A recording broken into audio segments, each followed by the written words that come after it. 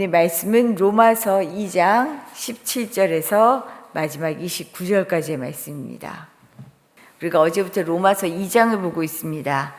로마서 2장은 하나님을 마음에 두기를 싫어하는 자, 이런 사람들을 불의라고 얘기했죠. 불의가 하나님을 마음에 두기 싫어하는 것이다 라고 얘기했는데, 이 불의를 회개하지 않는 사람들은 예외 없이 모두가 하나님의 심판을 받게 된다라는 것을 얘기하고 있어요. 이 심판의 기준은 각 사람의 행한 대로 그 사람의 삶에 따라 달려있다. 삶에 그 심판의 기준이 있다라고 이야기했는데, 이런 맥락에서 오늘 본문은 하나님의 말씀, 율법을 받은 언약 백성인 유대인 역시도 예외 없이 하나님의 진노가 임할 수 있다는 것을 오늘 얘기하고 있어요. 왜냐하면 하나님의 심판은 율법을 소유하고 있다라는 것이 중요한 것이 아니라 그 율법의 순종 여부에 따라 달려있기 때문입니다. 하나님의 심판이 이미 구원받은 백성이야, 선택받은 백성이야 라는 것에 있는 것이 아니고요. 구원받고 하나님께 선택받았지만 그대로 하나님의 말씀대로 사느냐 아니느냐에 따라 심판이 달려있다라는 것입니다. 하나님으로부터 받은 특권, 이 특권은 내가 이것을 어떻게 여기느냐에 따라서 복이 되기도 하고요, 독이 되기도 합니다. 복이 되기도 하고 독이 되기도 한다는 것. 당시 선택받은 유대인들처럼 하나님의 자녀로 부르심을 받은 우리는 구원의 특권을 어떻게 사용하며 살고 있는지, 그래서 오늘 말씀을 통해 돌아보려고 합니다. 먼저는요, 특권은 사명을 알 때 빛납니다. 이 특권은 사명을 알 때 빛난다. 오히려 오해하면 올무에 빠질 수 있습니다. 오늘 말씀의 17절에서 20절의 말씀을 보면 율법을 받은 유대인이 가지는 특권이 무엇인지 말하고 있어요. 하나님께 선택받은 백성으로서의 특권을 이야기합니다. 먼저는 율법의 교훈을 통해서 하나님의 뜻을 분별할 수 있게 되었어요. 또한 먼저 하는 자로서 알지 못하는 이들의 길을 인도하는 빛의 역할을 할 수 있습니다. 그래서 지식과 진리의 모본이 되는 선생의 역할을 할 수 있게 된 거죠. 이것은 당시 하나님을 전혀 알지 못하는 사람들 가운데 이스라엘에게 율법을 통해 당신을 계시하신 하나님의 특별한 선물입니다. 그래서 특권을 받았다라고 얘기할 수 있죠.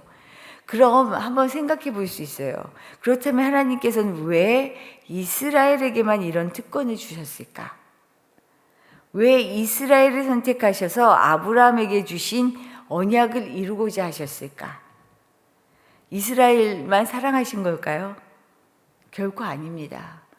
이들을 선택하신 것은 이스라엘만을 구원하려는 것이 아니라 이들을 통해 이방인의 빛으로 삼아 세상 모든 민족이 당신의 백성이 되기를 원하신 거예요. 출발이 이스라엘이었을 뿐 이들만 선택하려는 것이 아니었다는 거죠. 이스라엘이 하나님으로부터 선택을 받은 것은 특별한 권한, 특권이면은 틀림없지만 특권을 주신 목적이 있어요. 전적인 하나님의 은혜로 받은 특권은 하나님의 뜻을 따를 때에 그 빛이 나게 되어 있습니다. 그러니 이스라엘이 이제 해야 될 몫은 뭐예요? 하나님이 당신의 뜻을 잘 알아차리기 위해 주신 율법의 말씀에 순종해서 거룩한 백성으로 살아가는 것이, 이것이 이들의 목적입니다. 그리고 다른 이들에게 이 거룩한 하나님의 빛을 드러내는 것, 모두가 하나님의 백성이 되도록, 이것이 이들의 몫이죠. 그런데 유대인들이 지금 선민의식에 취해서 하나님이 주신 특권의 목적은 잊어버리고 특권의식에만 빠져 있다라는 것을 오늘 말씀을 통해 보여주고 계셔요. 모본이 되는 선생에는 관심이 없고요, 자기가 모범이 되어야 된다는 것은 잊어버리고요, 그저 남을 가르치고 남들이 가지지 못한 것을 가졌다는 사실에 집중해서 순종은 뺀 자랑만 남은 것이 지금 문제다라고 이야기하고 있어요. 그래서 21절에서 24절은 말은 무성하지만 자신들이 하는 말과는 전혀 다르게 살고 있는 유대인의 위선을 지적합니다. 우리 23절 말씀 한번 다시 볼까요? 23절입니다. 율법을 자랑하는 내가 율법을 범함으로 하나님을 욕되게 하느냐. 하나님은 분명히 이들을 먼저 선택하셔서 이방인의 빛이 되게 하셨고 그들을 인도할 선생으로 부르셨는데 그들이 지금 어떻게 해요? 그 율법을 자랑만 하지 율법을 지키지 않아서 하나님을 욕되게 하고 있다라고 얘기해요. 율법의 가르침은 너무나 잘 알고 있어요. 그래서 도둑질하지 마, 간음하지 마, 우상 섬기지 마, 너희들 왜 이 말씀을 지키지 않는 거야? 끊임없이 말하고 가르치고 있는데 막상 이들의 삶은요, 율법을 실천하지 못하고 있다라고 얘기해요. 아는 것과 사는 것은 분명히 다릅니다. 오늘 말씀을 통해 이렇게 하나님의 특별한 은혜를 받았지만 오히려 자신의 몫을 다하지 못하고 오용하는 유대인들을 향해서 하나님께서 하나님을 욕되게 하는 사람이다 라고 말하고 있어요. 겁나는 일이죠. 여기에 더해서 24절은 더 강력하게 비판합니다. 기록된 바와 같이 하나님의 이름이 너희 때문에 이방인 중에서 모독을 받는도다. 이 말씀을 들으면서 그렇게 들리는 거예요. 너희가 나를 믿는 그리스도인이라며. 그런데 너희들 때문에 오히려 내 이름이 믿지 않는 사람들 중에서 모독을 받고 있다라고 하는 말씀처럼 들리더라고요. 차라리 하나님을 모르는 사람보다 못한 지경이 되었다라는 것을 말씀하고 있습니다. 이 말씀은 지금 우리 믿는 이들에게 하시는 말씀이잖아요. 하나님으로부터 받은 특별한 은혜는 사명을 알 때 빛이 납니다. 왜 내게 더 많은 배움을 주셨을까? 왜 내게 먼저 하나님의 자녀가 되는 특권을 주셨을까? 왜 내게 남들보다 많은 물질을 주셨을까? 왜 내게 건강을 주셨을까? 내가 가진 특별한 은혜는요, 자랑거리가 아니에요. 이것을 통해 하나님의 빛이 드러내야 하는 사명이 있기 때문에 내게 주신 것입니다. 그러니 하나님이 주신 이 특별한 은혜, 이 은혜를 자랑하는 사람이 아니고요, 하나님의 말씀을 알아차리고 그 말씀을 순종하는데 사용할 수 있기를 축복합니다. 두 번째로는요, 말씀을 듣고 행하는 자가 진짜 믿음의 사람, 하나님의 자녀다라는 것입니다. 예수님이 두 아들의 비유를 하신 적이 있죠. 포도원에 가서 일하라는 아버지의 말씀에 하나들은 예 하고는 안 갔어요. 그런데 다른 아들은요, 아니요 하고는 갔어요. 누가 하는 아버지의 말씀대로 했냐 물으시면서 예수님은 말보다 행동으로 옮긴 포도원에 간 아들이 진짜 아들이다 라고 말씀하시죠. 여기에 비추었을 때 오늘 25절 이하의 말씀은 율법을 따라서는 예하면서 하나님 앞에서 대답을 잘한 유대인들이 실제로는 율법의 말씀을 지키지 않으며 살았다라고 얘기하고 있는 거예요. 오히려 유대인이 아닌 이방인들은 율법을 잘 모르기 때문에, 율법이 뭔지 모르잖아요. 하나님의 말씀이 뭔지 모르잖아요. 그래서 예라고 대답할 수는 없지만 그들의 삶에서 율법의 내용과 정신을 잘 지키며 살았다라고 얘기하고 있어요. 그렇다면 누가 하나님의 자녀가 될 자격이 있는가? 다시 한번 생각해 봐야겠죠.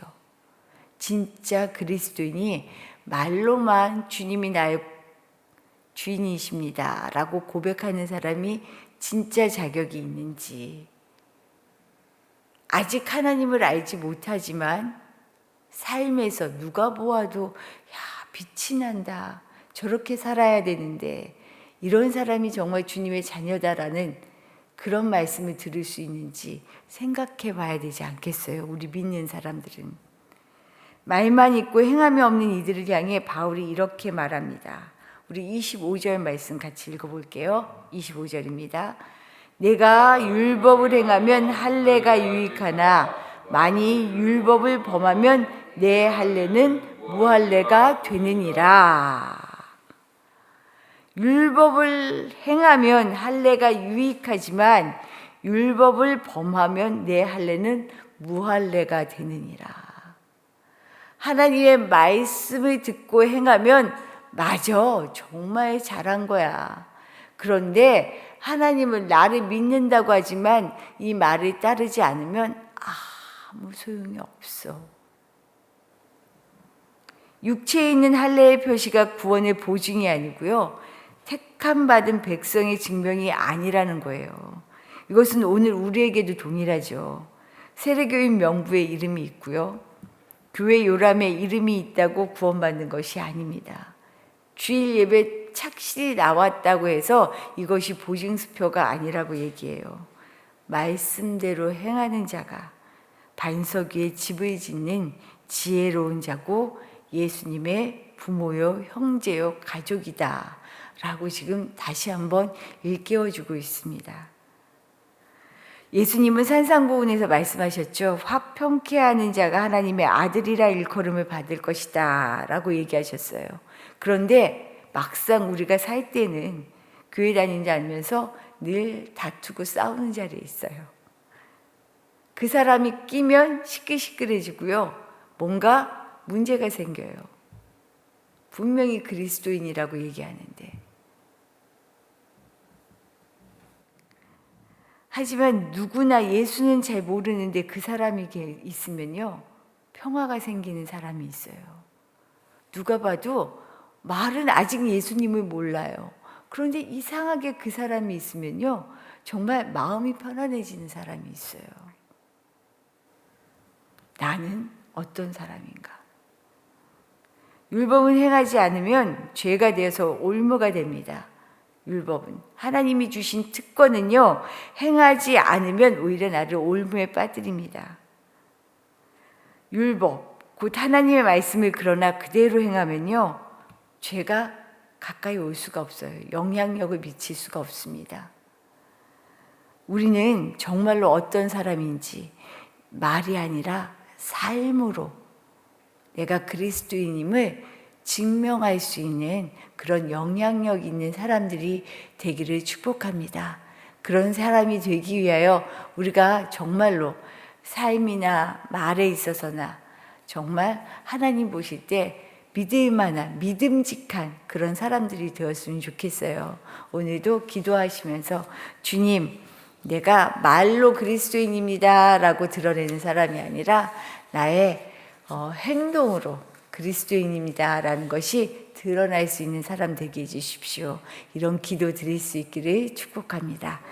주신 말씀 생각하며 기도하도록 할게요. 우리는 하나님의 은혜를 정말 넘치도록 받은 사람이잖아요. 이런 은혜, 특권을 받은 사람은요, 사명을 알 때 빛이 납니다. 오히려 이걸 자랑하는 사람은 올무에 빠지기가 쉬워요. 하나님, 정말 하나님이 주신 이 은혜를요, 사명을 알아서 빛나게 하는 사람 되게 해주십시오. 그리고 무엇보다 하나님의 말씀을 내가 늘 행함으로 말미암아 누가 보아도 믿는 사람은 다르다라는 것이 나의 삶을 통해 드러나는 이런 멋진 사람 되게 해주십시오. 기도하시기를 부탁드립니다. 또한 우리 교회를 위하여 기도하겠습니다. 우리 교회가 여기 있어야 하는 이유가 분명히 있어요. 하나님이 여기에 세우신 이유가 분명히 있습니다. 그 이유와 목적을 알아가게 해주십시오. 그리고 그 목적을 따라, 사명을 따라 우리 교회가 그 역할을 잘 감당하는 교회가 되게 해주십시오. 우리 교우들이 우리의 사명을, 교회의 목적을 잘 알 때 하나님, 우리가 삶에서도 그 빛이 드러나지 않겠습니까? 하나님, 우리 교회가 이런 교회 되게 해주십시오. 함께 기도드리겠습니다.